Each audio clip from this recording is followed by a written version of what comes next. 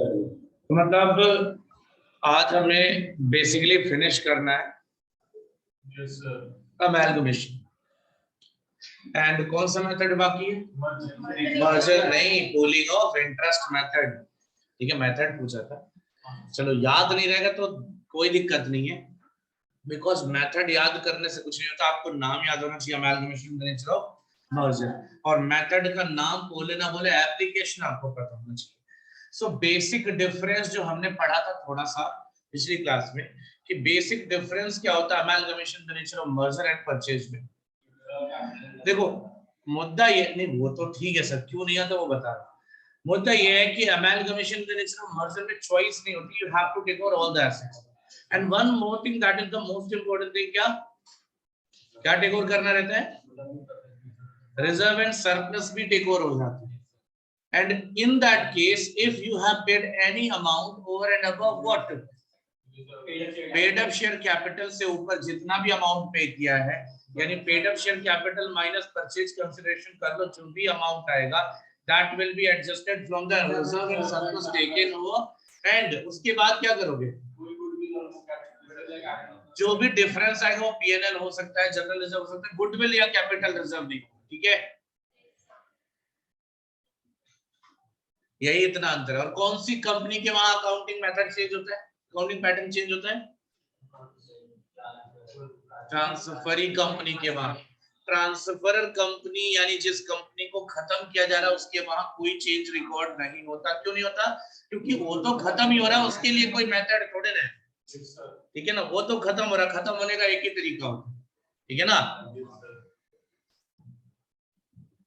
So as I can see, only 2 students are there, और कोई होगा नहीं फिर। So I'm starting illustration number 11 and probably इसी से आपको पूरा 100% concept clear कर जाएगा, आपको टेंशन लेने की जरूरत नहीं है। The following was the balance sheet of V Limited as on 31st March, और अमाउंट लैक्स में, obviously you are getting this here कि बैलेंस शीट में एक नेगेटिव आइटम है रिजर्व एंड सरप्लस का 87 लाख, और उसके बारे में नीचे बता रखा है कि this 87 lakh is debit balance, ठीक है ना? बाकी जो शेयर कैपिटल में उसमें इक्विटी और प्रेफरेंस दोनों है, तो देखेंगे उसके बाद लॉन्ग टर्म बोरोइंग्स वगैरह है, सब डिटेल दे रखा है यहाँ पे। आगे जो पॉइंट आता है क्या, on 1st of April P Limited took over the entire business of V Limited, ठीक है? On the following terms, V Limited's equity shareholders will receive, equity shareholder की बात कर रहा है, they will receive क्या? 4 fully paid equity shares of P Limited and of 10 each at a premium of 2.5 each for every 5 shares। मतलब क्या है सीधा सा कि इफ वी लिमिटेड के शेयर्स में मतलब जो भी अमाउंट होगा उनको कौन से बेसिस पे शेयर मिल रहा है?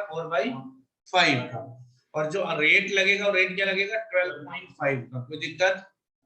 आई hope you are getting that कि जो वी लिमिटेड को पेमेंट मिल रहा है वो इस बेसिस पे चल रहा है इक्विटी शेयर होल्डर की अगर बात करें। क्लियर है? कितना होगा बाद में भी देखेंगे परचेज कंसीडरेशन के टाइम पे। Then second point, preference shareholders of V Limited would get rupees 35 lakh, no not rupees, 35 lakh, 13% cumulative preference shares of 10 each fully paid, so they are getting the amount of 35 lakh into 10, हाँ है ना? मतलब इनके साथ क्या था देखो, इधर 35 लाख पहले था, अभी भी 35 लाख, मतलब same number of preference shares they are getting और same amount they are getting, but the rate will be changed. पहले क्या था, अभी कितना हो जाएगा? So I hope you are getting this as well. Very good, let's go for other things. Check इधर, all the debentures of V Limited would be converted into equal number of 10.5% secured cumulative debentures of 100 each, fully paid after the takeover by P Limited, which would also pay outstanding debenture interest in cash.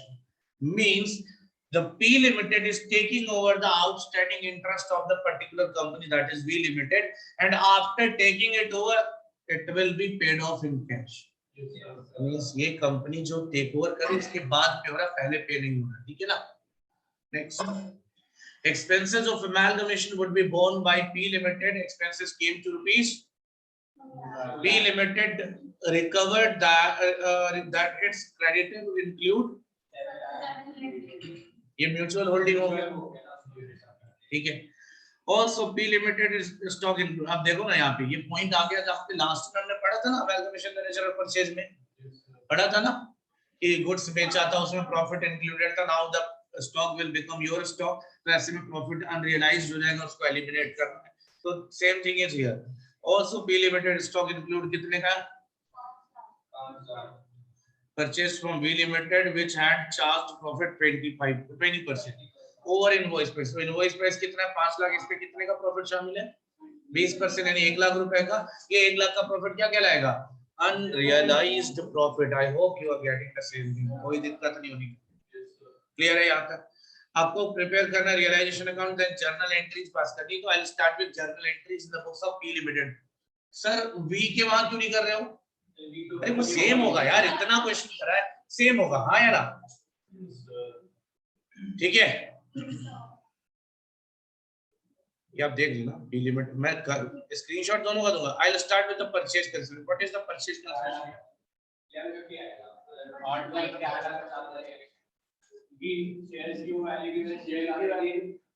Equity share holder का बताओ कितने थे, 80 lakh into 4/5 बोला था। अच्छा purchase consideration I am not going tell you, going to tell you, क्योंकि यहाँ पे आपको ये सारी चीजें कराई जा चुकी है।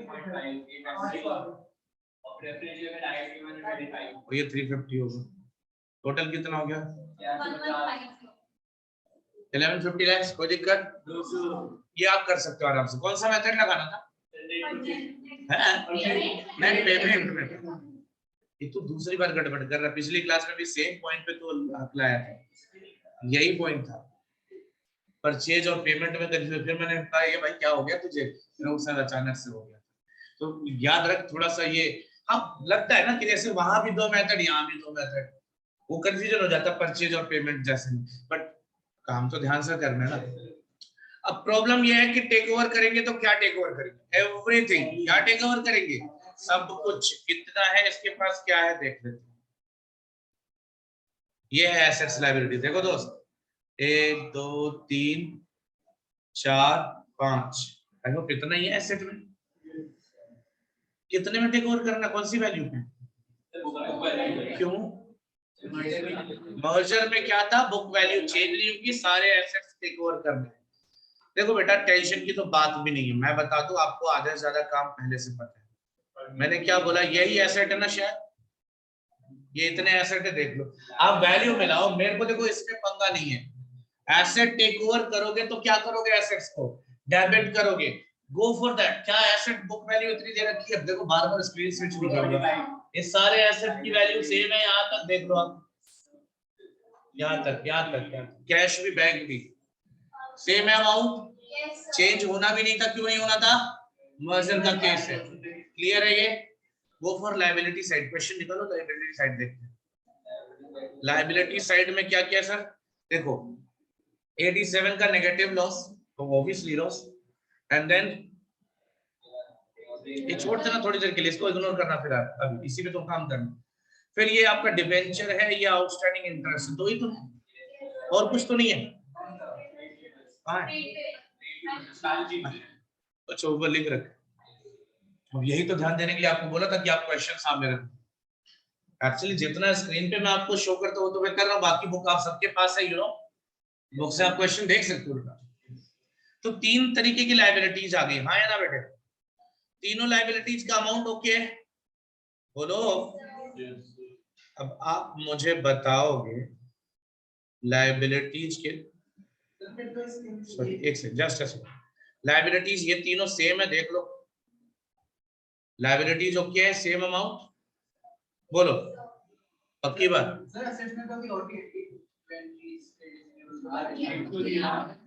बताया तो था, अब गंदा लिखा तो ये क्या हुआ भाई, तुझे समझने से मतलब है ना, नहीं मेरे को तुम्हें क्लियर कराना कंसेप्ट।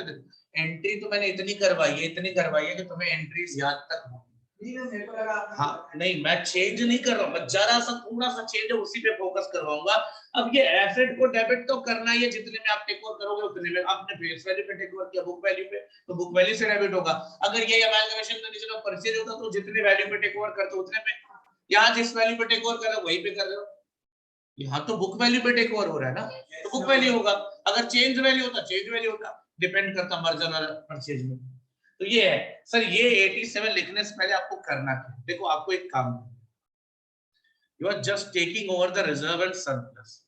कितने का सर? 87 लाख का नेगेटिव पीएनएल।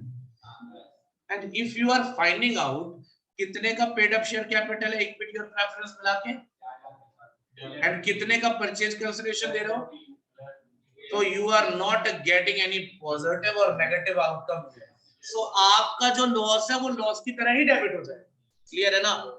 अच्छा मान लो यहाँ पे 1160 होता तो 10 रुपए नेगेटिव होगा, ज्यादा पेमेंट किया तो ये कितना हो जाता फिर, बात खत्म। मतलब प्लस प्लस प्लस 10 होके 97 हो जाता। अच्छा प्लस 97 मत समझ लेना भाई, वो लिख दिया गलती से, वो प्लस 10 होगा और 97 हो जाएगा ये, ठीक है ना? सो कंफ्यूज मत होना, प्लस 10 हो जाएगा क्योंकि 10 लाख का लॉस हो, ठीक है ना? अच्छा अगर सर पॉजिटिव आ जाता तो, अरे कम कर लेते, बात खत्म।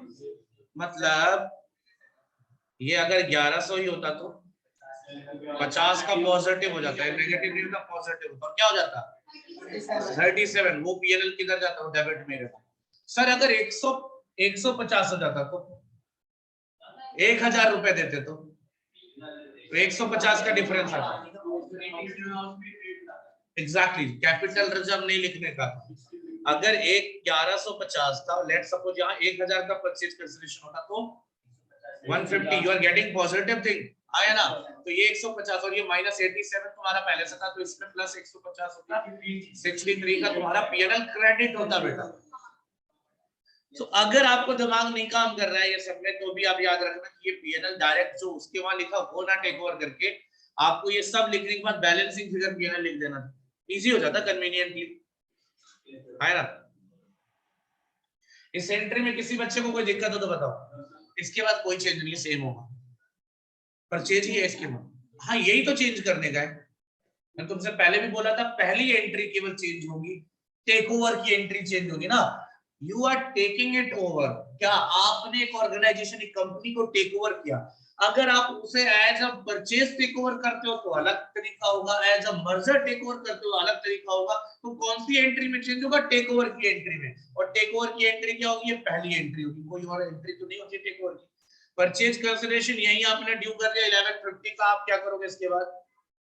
पे ही तो करोगे भाई। ये हो जाएगा प्रेफरेंस शेयर तो फेस वैल्यू पे था, इक्विटी शेयर प्रीमियम पे था तो प्रीमियम। ये कोई दिक्कत तो नया थोड़े ना है तुम्हारे लिए, पुराना है ना भाई मेरे। Liquidators of V limited debit हो गया, टू प्रेफरेंस शेयर कैपिटल 13% हो जाएगा, याद रखना। टू अब इक्विटी शेयर आपने निकाला था 64 lakh, 80 lakh divided by 5 into 4 तो 64 आ गया था। तो 64 into 10 कितना हो गया, और 64 into 2.5 कितना हो गया? ये भी क्लियर है, इतने में दिक्कत नहीं है। अगर आगे फालतू बातें नहीं दी होती तो क्वेश्चन यही खत्म था, लेकिन फालतू बातें थी ना। डिबेंचर को अपने वाला डिबेंचर बना लेना सेम वैल्यू पे, ये कोई दिक्कत तो नहीं होगा। क्वेश्चन ने लिखा था तो वो कर रहा हूं, याद रखना। कि क्वेश्चन ने बोला, मैंने नहीं बोला, क्लियर, पक्की बात। और इंटरेस्ट को कैश में पेमेंट करना, ये भी क्वेश्चन ने बोला है। और अब कैश है बैंक कुछ भी लिखो, कोई दिक्कत, दोनों तो टेक ओवर किया है, पैसे तो है ही ना। अरे तो क्या दिक्कत है भाई, बैंक बैलेंस भी तो आया 69 लगा दे, क्या उससे टेंशन नहीं लेना बेटा, इस सब का कोई फर्क नहीं पड़ेगा, ठीक है ना। अब देखो दो एंट्रीज और बच गई, वो तुम्हें क्वेश्चन में अलग से बोला था कि पहली एंट्री एक तो थी ट्रेड पेबल ट्रेड रिसीवेबल एक साथ बन गए, आपको पता होना चाहिए। ट्रेड पेबल 7 लाख का अमाउंट दिया, देख लो 7 लाख का ट्रेड पेबल ट्रेड रिसीवेबल एक ही हो गया। वही तो क्लियर है ना भाई मेरे, ये अमाउंट है ना, इसमें ये देख लो, कोई दिक्कत? खरीदने और बेचने वाला दोनों एक ही हो गया ना, डेटर क्रेडिटर, हाँ या ना। जो मेरे क्रेडिटर्स हैं इसमें 7 lakh due to V limited. अब वी लिमिटेड कोई और नहीं ना, खत्म हो गया, डेटर भी खत्म, क्रेडिटर भी खत्म। उसके बाद 1 लाख का प्रॉफिट यहाँ आपने निकाला था, याद करो, प्रॉफिट था ना ये। कौन सा प्रॉफिट बोला था इसको? क्यों अनरियलाइज्ड? क्योंकि कंपनी सेम हो गई, हाँ या ना? कंपनी सेम हो गई, अनरियलाइज्ड प्रॉफिट की एंट्री क्या होगी? सर मेरा पीएनएल ही तो कम होगा यार, बोला था आपको। PNL account debit to inventories करने का है, 1 लाख रुपए का ये हो गया। और सर इसके अलावा कुछ और है क्या आपके पास? चेंज एंट्रीज में यही तो है, और ये कहां से आया है क्वेश्चन में? सर ये परचेज में भी हो सकता है, होता ही है, परचेज में भी सेम तरीका कराया था, ट्रेड पेबल रिसीवेबल सेम हो गया, कैंसिल कर दो। अगर प्रॉफिट अनरियलाइज्ड है कैंसिल कर दो, अगर कोई एक्सपेंस पे कर रहे हो कैंसिल कर दो, ये कह दो ना, ये नहीं बताया आपने। हाँ, ज्यादा पेमेंट कर रहा हूं ना, लॉस हुआ नहीं हुआ? आमतौर पर अगर परचेज होता तो यहाँ क्या लिखते? गुडविल अकाउंट लिखते, लेकिन मैंने पहले ही मना किया था गुडविल मत लिखना। क्या लिखोगे? PNL account debit to bank, liquidation expenses 2 lakh rupees के थे। तो बेटा आपको क्या ज्यादा चेंज दिखाई दिए? मैंने पहले भी बोला था बेटा 10% भी मुश्किल से चेंज होगा, 10% है इसमें थोड़ा चेंज। ये जरा स्क्रीनशॉट लेके ग्रुप में डालना बेटा।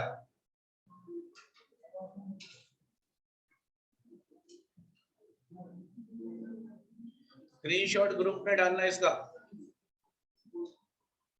क्वेश्चन देखो, मुश्किल नहीं है मर्जर का। मैंने तुम्हें बोला था जब परचेज खत्म हो जाएगा तो मर्जर में टेंशन खत्म हो जाएगी। तो मैंने बोला भी था अपने आप हो जाएगा। क्या करना था इसमें? कुछ नहीं, थोड़ा सा चेंज कर दो, हो गया मर्जर।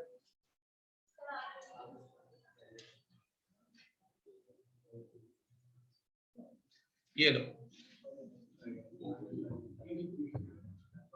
डन। ये वाला पेज भी आ गया। अच्छा, वी लिमिटेड के वहां आप कहोगे सर इसमें आप बताओ कैसे चेंज नहीं हुआ? देखो क्या चेंज हुआ, कुछ नहीं हुआ ना, रियलाइजेशन में भेज दिया सब कुछ। बोलो, अब जब एक चीज तो क्लियर कर दिया ना यहाँ पे, परचेज में ये होता था कि कैश बैक भेजना भी पड़ सकता था और नहीं भी, याद करो, क्योंकि उसमें कुछ एसेट लायबिलिटी नहीं ले गया तो कैश और बैंक को मैंने क्या बोला था? मत भेजो। लेकिन यहाँ तो सब ले जाएगा, तो सबको आसान हो गया ना, बल्कि उससे भी आसान हो गया ना यहाँ पे। तो ये सारे एसेट्स भेज दिए, सारे लायबिलिटीज भेज दिए। उसके बाद purchase consideration due, purchase consideration receive, share holder का सेटलमेंट, बात खत्म। पहले प्रेफरेंस का फिर इक्विटी का, क्या मुश्किल था? कोई चेंज हुआ यहाँ पे? कुछ चेंज होना ही भी नहीं था। तो मरने का कोई डिफरेंट तरीका थोड़ी ना कि मैं डिफरेंट स्टाइल से मरूंगा, है ना? तो उसको तो एक ही तरीका पता है खत्म होने का, खत्म हो गया बेचारा। तो पी लिमिटेड के वहां एंट्री तो अभी आपको मैंने बताई है, और वी लिमिटेड के लिए एंट्री अगर आपको स्क्रीनशॉट चाहिए मैं दे तो सकता हूँ, बट आई सजेस्ट कि आप इसको खुद ही करना। स्क्रीनशॉट ले लो, कोई बात नहीं है, वो ठीक है, बट आई सजेस्ट कि वी लिमिटेड की एंट्री मांगी तो नहीं, लेकिन आप खुद करना जरूर, ठीक है? अरे ये मजाक नहीं है, कई लोगों को चैप्टर खत्म हो जाता है, कई टीचर्स हैं जिनको पता भी नहीं चलता कि ये यहाँ पे सेम एंट्रीज हो रही हैं, ध्यान नहीं रहता ना। और लिटरली मैं आपको पढ़ा के चला भी जाता ना, अगर ये बात नहीं बोलता कि जो कंपनी खत्म हो रही है उसके वहां सेम एंट्रीज होंगी, आपको पूरी एंट्री करा के दे देता ना, आपको कभी भी रियलाइज नहीं होता कि आपने डिफरेंट नहीं सेम किया है, क्योंकि ध्यान नहीं जाता इसमें। ध्यान नहीं जाता बेटा, सीरियसली। आपको लगता मेथड बदला तो कुछ तो बदल ही गया होगा, हमने ध्यान नहीं दिया, ये होता है गड़बड़। और देखो मुझे बताने की जरूरत नहीं पड़ी, बस मुझे इतना ही बोलना पड़ा कि सेम होता है, इसमें कोई चेंज नहीं है। आप देख सकते हो यहाँ पे क्वेश्चन नंबर 11। तो आपको रियलाइजेशन वगैरह में कोई पंगा नहीं है बेटा, रियलाइजेशन वही पुराना ही बनेगा, केवल जर्नल एंट्री चेंज होगी, वो किसके वहां? जो कंपनी टेक ओवर कर रही है। अब आप एक क्वेश्चन इधर देख लीजिए, इसको करके देता हूँ, टेंशन मत।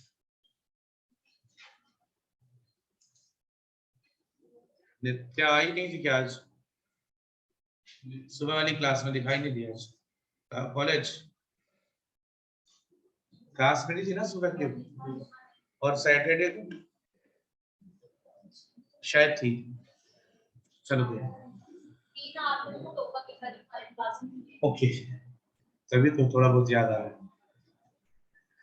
वेल, कल टेस्ट है आप लोगों का, यू नो, अरे भी बता दूंगा, अभी जाने से पहले क्लास बिना टाइम कंफर्म किए कोई जाएगा नहीं, ठीक है? ओके, हाँ अभी इतना ही कर सकते हो, इससे ज्यादा क्या उम्मीद करते हैं मुझसे। चलिए, the following is the balance sheet of Mahima limited and Nitya limited as on 31st March। दो कंपनीज है बेटे, और एक इसके बाद क्या बोला नीचे, a new company what Sona Limited was got incorporated with an authorized capital of rupees 15 lakhs divided into shares of 10 each in an amalgamation in the nature of Mahima Limited and Nitya Limited were merged into Sona Limited on the following terms. Pehla, purchase consideration for Mahima Limited business is to be discharged by the issue of 120 lakhs fully paid 11% preference shares and 720 lakhs fully paid equity shares of Sona Limited to the preference and equity shareholders respectively. Clear? You're getting same amount 120 lakh। देखो अब clear amount मिल रहा है आपको, 120 lakh preference share, 720 lakh, but कितने रुपए पार premium कुछ बोला? Depend करता है, कुछ अगर नहीं बोलेगा तो देखेंगे बेटा। मुद्दा क्या है कि अगर क्वेश्चन साइलेंट रहा तब तो हम डिसाइड करेंगे। बी पॉइंट पढ़िए, to discharge purchase consideration for Nitya limited business Sona limited to allot 90 lakh fully paid up equity shares to shareholders of Nitya Limited in full satisfaction of their claims। I guess कि Nitya Limited में preference shares नहीं है, हाँ नहीं है, तो महिमा को preference और equity दोनों, नित्या को केवल equity, क्योंकि ऐसे ही shareholders ठीक है ना। Expenses on liquidation of Mahima and Nitya Limited amounting to rupees 6 lakhs are to be borne by clear entry for that in Sona Limited P&L account debit to bank। बात खत्म, याद रखना वही ना, आप इसको पहली एंट्री के साथ भी मर्ज कर सकते हैं आपकी इच्छा, ठीक है ना। हाँ एक ही बात होगी ना, P&L बढ़ जाएगा अगर लॉस होगा तो, और प्रॉफिट होगा तो घट जाएगा, बात खत्म। तो मर्ज कर सकते हैं, अलग से भी कर सकते हो, अलग वाले में ज्यादा सेफ फील कर रहे हो मुझे पता है, तो अलग वाला कर लो, कोई दिक्कत थोड़ी ना। एक्सपेंसेस के बाद देखो 8% redeemable preference shares of Nitya Limited to be converted into 8.5% redeemable debentures था, preference share नहीं था, डिबेंचर था, और 8.5% डिबेंचर ऑफ सोना लिमिटेड सेम है, वहां 10 का 10.5 क्या, यहाँ 8 का 8.5 का। एक्सपेंसेस ऑफ इनकॉर्पोरेशन ऑफ सोना लिमिटेड वर, ये क्या है?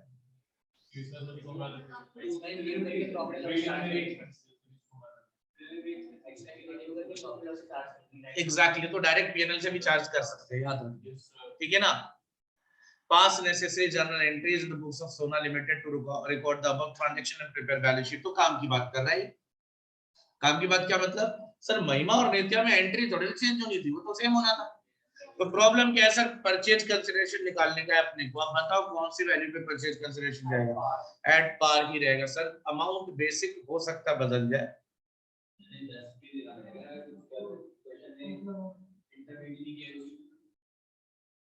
Okay, now let's check it out।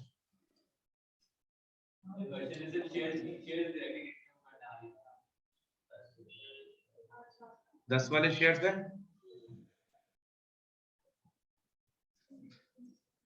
ठीक है।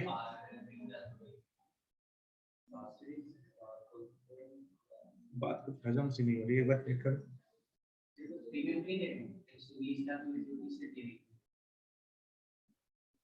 120 लाख दे रहे हो, इसको 720, चेक करना अमाउंट कितना है। ठीक है, फिर कोई दिक्कत नहीं है ना अपने को, अरे अपने घर से नहीं जा रहा मैं, बस चेक, मुझे ना थोड़ा गड़बड़ ये लगा, मैं पहले इक्विटी समझ लिया, बाद में देखा कि इक्विटी नहीं प्रेफरेंस है।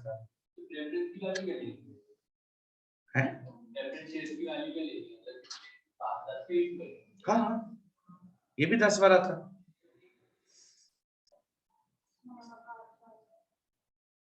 अच्छा, इसने ये नहीं बोला इक्विटी शेयर्स ऑफ 10 each, ये बोला शेयर्स ऑफ 10 each, मतलब दोनों शेयर 10 वाले ही हैं, ठीक है। You don't need to get confused हो रही है। तो आपका purchase consideration is quite clear. अगर महिमा की बात करें तो महिमा के साथ क्या है देखो, प्रेफरेंस के केस में क्या है 120 into 10 कितना 1200, और इक्विटी के लिए क्या है 720 into 10 7200। What is amount and Nitya preference है ही नहीं, इक्विटी है केवल कितना इनटू 900। अलग अलग डील करना बेटा, वो बात है, ठीक है ना, टोटल कर लेंगे वो बाद में अलग है, ठीक है ना इतना। Sir start with the journal entry, क्या करेंगे पहले ये बताओ।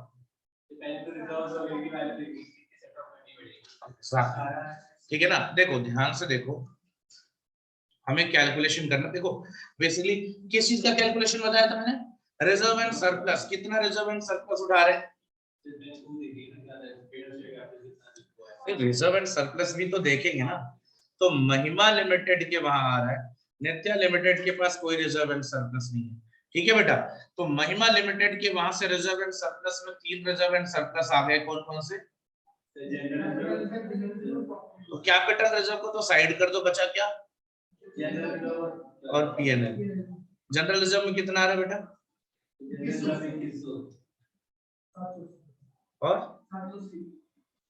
और what is the amount of paid up share capital of Mahima Limited? Here it is, and we are paying just opposite, does it change कर दिया 8400। what is the excess amount you are paying, 3600। Adjust करोगे कहां से, यहां से कितना, यहां से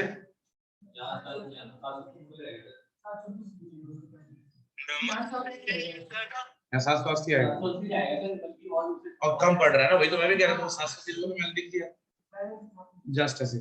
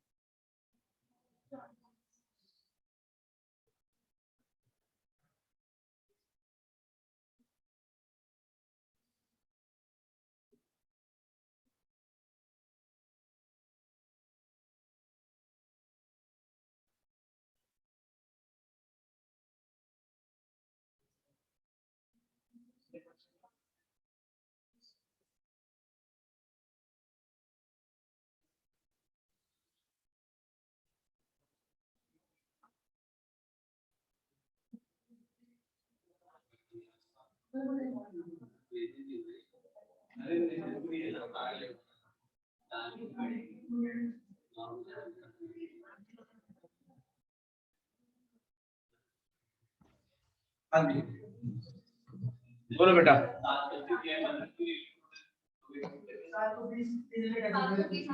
720 अभी कम पड़ रहा है ना अपने को, 720 पीएनएल का डेबिट हो जाएगा, इस एंट्री में तो यही बन रहा है। कैपिटल रिजर्व से सेट ऑफ करेंगे नहीं, याद रखना, ठीक है ना, वो शेयर होल्डर्स फंड में जाता तो है बट वो हमारा नॉर्मल प्रॉफिट नहीं, ठीक है। हियर इट इज, तो देखो, तो सर सेट ऑफ करेंगे क्या, अच्छा आप चाहो तो कंबाइन एंट्री भी पास कर सकते हो, मेरा कहने का मतलब क्या, देखो ये महिमा लिमिटेड है ना, कितने का लॉस आया, रिजर्व अवेलेबल तो इतना ही है, हाँ या ना, बोलो 720 बच गया डेबिट बैलेंस पीएनएल का, हाँ या ना, बोलो बेटा। अगर कहीं ऐसा होता कि महिमा लिमिटेड के वहां कुछ सरप्लस होता तो मेरी बात, महिमा कह रहा हूँ, नित्या लिमिटेड, सर देखो गलती से मैंने सेम नाम बोल दिया, फिर से सुनो पूरी बात, अब कंफ्यूज हो गए होंगे कुछ लोग क्योंकि गलती से मैंने सेम नाम बोल दिया, मैं बोल रहा हूं कि नित्या लिमिटेड को कितना पेमेंट किया और उसका पेड अप शेयर कैपिटल कितना था, 900 ही था। देखो ध्यान से, हाँ या ना। तो पेड अप शेयर कैपिटल अगर मैं कंबाइन करके रखूं तो पेड अप शेयर कैपिटल 9300 में कंबाइन एंट्री भी तो पास कर सकता हूं टेक ओवर की, मैं वो बता रहा था, ठीक है ना। तो यहाँ पे तो कोई खास फर्क तो पड़ेगा नहीं। कितना रही टोटल, हाँ अगर कंबाइन कर दूं तो देख तो लो, परचेज कंसिडरेशन टोटल कितना आया 9300, is that okay. Total paid up capital कितना आया। अच्छा अलग वाला तो मैंने समझा दिया था, अलग वाला तो मैंने समझा दिया था। हाँ जी एक सेकंड रुक जाए, अरे इन लोगों ने बिना ओटीपी काम नहीं, उसको बोलो 6145 5 बे 5 5 1 4 5 बस ठीक। 9 जैसे फाउंड तो नहीं किया सर, ठीक है 5700 ओके। सो यहाँ पे you are getting the same thing. मैं क्या कह रहा था मेरे भाई कि अगर देखो क्यों ऐसा हो रहा है, क्योंकि यहाँ सरप्लस के नाम से कुछ भी नहीं था ना इसके पास। आपके पास यहाँ रिजर्व्स अवेलेबल कितने हैं 2100 और 780 किसके, इसके। अब देखो मैंने इस चीज को, देखो इन्होंने इस चीज को नहीं लिखा, मैंने यहाँ मेंशन कर दिया कि महिमा लिमिटेड में यहाँ पे कितने 2100 और 780, टोटल 2880। बट इमेजिन करो कि अगर यही अमाउंट कुछ यहाँ भी होता तो, मेरे कहने का कंसर्न क्या है, अगर ये अमाउंट यहाँ भी कुछ, मान लो यहाँ पे 200 रुपए यहाँ भी अवेलेबल है, ये 200 और अवेलेबल है, तो कितना हो जाता 3080। अब 3080 में से 520 बचता, क्लियर है ना यहाँ तक तुम्हें। लेकिन सर अगर मैं कंबाइन एंट्री पास करता तब होता ये, अगर मैं अलग अलग एंट्री पास करता तो क्या करता, अलग अलग मतलब अलग अलग टेक ओवर करना। पहले महिमा लिमिटेड के टेक ओवर की एंट्री करता तो याद रखना उसमें 720 को मैं डेबिट कर देता पीएनएल में। समझ में आई बात, मैं क्या कह रहा हूँ, 720 डेबिट हो जाता पीएनएल में। मैं यही बात कह रहा हूँ कि सिंपल यही होता, देखो आयोग में दिस वन ये होता सिंपल, यहाँ पे 720 डेबिट दिख रहा है होता। और अगर मान लो यहाँ पे नित्या लिमिटेड को टेक ओवर करो, प्रॉफिट वहां पे 200 का है एंड कोई लॉस नहीं दिख रहा, तो वो 200 यहाँ पीएनएल क्रेडिट हो जाता, यही कह रहा हूँ, ठीक है ना। मैं बताना भी तो मेरा कर्तव्य है सर, समझ के अच्छी बात है, यहाँ 200 क्रेडिट हो जाता अगर होता तो। और अगर कंबाइन एंट्री पास करते प्रभु तो क्या करते, कुछ नहीं, वो अपने आप खत्म हो जाता, वो 520 अपने आप आता, वो अपने आप खत्म हो जाता, फिर आपको दिमाग नहीं लगाना पड़ता। सर बेटर क्या होगा, एक साथ करें या अलग अलग, मेरे हिसाब से आप अलग करो। क्यों अलग करो, क्योंकि आपका कैलकुलेशन बहुत जबरदस्त, ठीक है ना। आप समझ तो गए होंगे क्या कहना चाह रहा हूँ। कहीं गलती से भी जोड़ने घटाने में इधर का उधर हुआ तो आप उधर के इधर हो जाएंगे, है ना, है ना, ये भी समझ गया होगे। अरे भाई सारे एसेट्स को एक एक करके जोड़ना है, एंड यू नो सारे एसेट जोड़ना, फिर उसके बाद लायबिलिटी जोड़ना, एंट्री करना, भाई अलग करते क्या टेंशन है, वो तो लिखा लिखाया मिलेगा, हाँ या ना। दो एंट्री बन जाए ठीक है, गलत नहीं होना चाहिए, याद रखना, ठीक है बेटा। So that is what I am saying, इन दोनों में कोई पंगा नहीं है तुम्हारे लिए, यही तो तुम्हारे लिए कैलकुलेशन है मेरे भाई, जो चेंज हो रहा है ये जो कैलकुलेशन कर रहे हो, सॉरी वहां माफ कर दिया, यहाँ ये जो कैलकुलेशन कर रहे हो परचेज कंसिडरेशन में एडजस्टमेंट का, यही तो नया है। और क्या नया है इसमें सर, बिल्कुल बेसिक चीज है, बहुत सिंपल चीज है कि आप कितना परचेज कंसिडरेशन पे कर रहे हो वो देख लो, and then after find out the difference, find out the difference from what, paid up share capital, from paid up share capital, find out the difference from paid up share capital, and just imagine कि जो देख रहा है plus में दिख रहा है तो क्या होगा, फिर तो अगर प्लस में दिख रहा है तो जितना सरप्लस आपने दिया है उसमें ऐड ऑन कर लेना, और अगर नेगेटिव दिख रहा है तो जितना सरप्लस आपने दिखा है उसमें से माइनस कर लेना। अगर माइनस करने के बाद पॉजिटिव बचता है तो पीएनएल क्रेडिट कर लेना, नेगेटिव बचता है तो पीएनएल डेबिट कर लेना। मेरे बच्चे इससे ज्यादा कुछ नहीं, क्लियर है। Amalgamation the nature of merger मेरे हिसाब से क्लियर होना चाहिए आप सबको। तो 12th क्वेश्चन में भी कुछ ज्यादा लॉजिकल नहीं है बेटा, देख दूसरी एंट्री, पहली एंट्री हो गई, पहली एंट्री के बाद इनकी एंट्री आप देखो, आपको खुद ही समझ में आ जाएगा। देखो दोनों लिक्विडेटर्स को एक साथ निपटा दिया इन्होंने। ये किस चीज की एंट्री थी? एक्सपेंसेस की, पहले ही बता दिया तुम्हें। डिबेंचर होल्डर्स को कन्वर्ट करना, कोई टेंशन नहीं है सर। ये किस चीज का था? प्रीलिमिनरी एक्सपेंसेस को पीएनएल में राइट ऑफ करने का, हो गया ये भी। पहले पे किया फिर राइट ऑफ किया है, आप एक साथ एंट्री कर सकते हो। मैंने बोला था शुरू में, क्वेश्चन पढ़ाते हो पता है, तो इसमें नया क्या मिला आपको? केवल छोटा सा एक वर्किंग नोट। शायद परचेज मेथड में काम करने की जरूरत नहीं पड़ती। आप सोचो ना, फायदा यही तो होता है, परचेज मेथड में आपको 4-5 मिनट बच सकते हैं। ये मत सोचो कि इतना टाइम नहीं लगेगा। एग्जाम में बैठोगे तो लिखोगे तो ये टाइम तो लेगा ना इतना, बस यही टाइम आपका थोड़ा सा बच जाता है परचेज मेथड का, और कोई अंतर नहीं। बट वन मोर थिंग, जब मर्जर मेथड में आते हैं तो थोड़ी सी जर्नल एंट्रीज में चीजें इजी हो जाती है। इजी कैसे? सोचना नहीं है ना कि ये टेक ओवर किया, ये टेक ओवर किया, ये किया, सब उठा लाना है। क्लियर है ना? सो कंपैरेटिवली दोनों में ये मुश्किल है, ये आसान है, या ये आसान है, मुश्किल है, ये जो अवधारणा बनी है लोगों में, ये कुछ नहीं है, बस सिंपल एक ही जैसे, एक ही स्टैंडर्ड है दोनों का। अगर पढ़ के जाओगे तो इजी है, और नहीं पढ़ के जाओगे तो मुश्किल है। यही है अमैलगमेशन का मतलब। अच्छा, आपको इस चैप्टर में समझ में आया नहीं आया पूरा? Confidently will you be able to solve the examination question? Sure, definitely, पक्का? हाँ, इससे इजी मिलेगा, टेंशन मत लो, तुम करके करोगे, नहीं करना है ना। एग्जाम, पास्ट एग्जाम पेपर्स को भी सॉल्व करते रहना बेटा, चैप्टर वाइज साथ तो बोला ही है। तो बेटे अब आपसे इतना क्यों मैं बार बार पूछा हूँ? बार बार इसलिए पूछा हूँ क्योंकि सीए स्टूडेंट्स के दिमाग में एक चीज भर दी जाती है बचपन से, फाउंडेशन वाले के दिमाग में रहता है, जबकि उसने कभी नाम तक नहीं सुना होगा ढंग से, स्पेलिंग नहीं पता होगी कितनों को। ये राक्षस जैसा नाम है इसका, अमैलगमेशन, है ना। सोचो अगर त्रेता युग में होता या फिर सतयुग में या द्वापर में होता, तो राक्षसों की सेना में कहीं किसी का नाम रहा होगा अमैलगमेशन, ऐसा कुछ फील होता है। इमेजिन मत करो सोच रहा है, सोचो रावण की सेना में से लड़ने के लिए इस बार भगवान श्री राम से अमैलगमेशन आया है ना, और उन्होंने एक तीर चलाया, उसका डिमर्जर हो गया। ठीक है, तो बात मतलब वो सब अलग मजाक की बात है, बट ठीक है, इतने बड़े राक्षस का जैसा नाम है।